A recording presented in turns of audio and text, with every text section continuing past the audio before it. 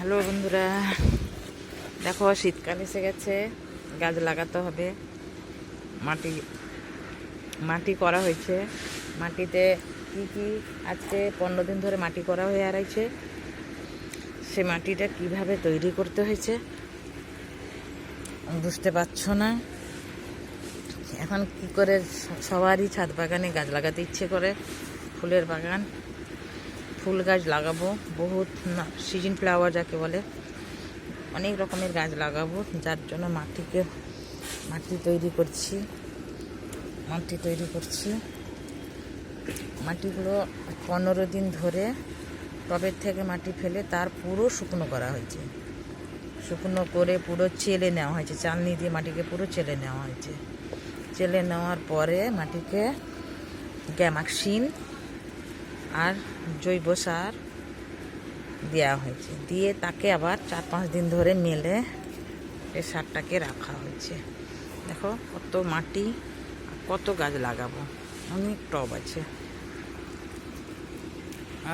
আছে। আগে একটা দুটো কাগজ ফুল আছে, এখনও গোলাপ গাছ আছে, জবা ফুলের গাছ আছে। এই দেখো রজনীগন্ধা লাগিয়েছিলাম, 1 বছর হয়নি। এই বছর দেখলাম গামলায় করে লাগিয়েছিলাম, তাতে দেখি একটা রজনীগন্ধাটা হবে কি হবে না তাই বলে লাগিয়েছিলাম। দেখো এই বস্তায় লাগিয়েছিলাম, এখনও স্টিক বেড়ায়নি। এইখানটা দেখলাম ছোট্ট একটা গামলায় লাগিয়েছিলাম, তাতে দেখি একটা স্টিক বেরিয়েছে রজনীগন্ধা। আগে কোনো দিন লাগাইনি, আগের বছর লাগিয়েছিলাম কটা, কিন্তু হয়নি। এবছর দেখি পুরো শীতকাল মানে গরমকালটা গেল, পুরো মোটা হয়ে গাছটা হলো, কিন্তু হলো না। তারপরে দেখলাম কি জানি হবে কি হবে না, তুলতে এসেছিলাম, ফেলে দেবো। তারপর দেখি একটা স্টিক হয়েছে। দেখো রজনীগন্ধাটা কত সুন্দর স্টিক হয়েছে। আরও একটা হচ্ছে, ঠিক বেরোচ্ছে। দেখো এটাও একটা হবে, এই যে এটা বেরোচ্ছে একটা। এই টুকটাক ছাদ বাগানে গাছ লাগিয়েছি। কাগজ ফুলের গাছগুলো শুকনো হয়ে গেছে।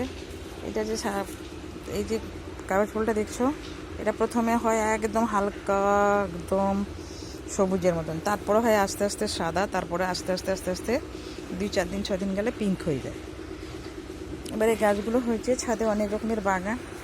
আর একটা তোমার ওই সিজন ফ্লাওয়ার যাকে বলে, তাকে একটা ছোট্ট গাছ লাগিয়েছিলাম, তাতেও একটা হয়েছে। দেখো কলা গাছ হয়েছে আমাদের, অনেক বড় একটা কাঁদি হয়েছে, অনেক বড়। বন্ধুরা তোমাদের দেখাবো কলা গাছের কাঁদিটা, দেখলে ভাববে কার কার পছন্দ কলা কাঁদিটা, কমেন্টে জানাবে। দেখবে গাছটা, কলা গাছটা, এই দেখো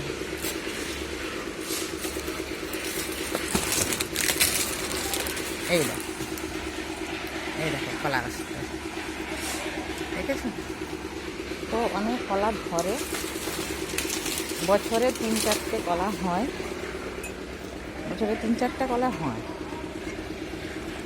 আমাদের বাগানে অনেক রকমের ফলের গাছ আছে, সেটা নিচে। কিন্তু এই দেখো একটা ছোট্ট একটা পেঁপে গাছ আছে, এই দেখো এক গাছ ভর্তি পেঁপে হয়েছে। আর একটা দেখাচ্ছি,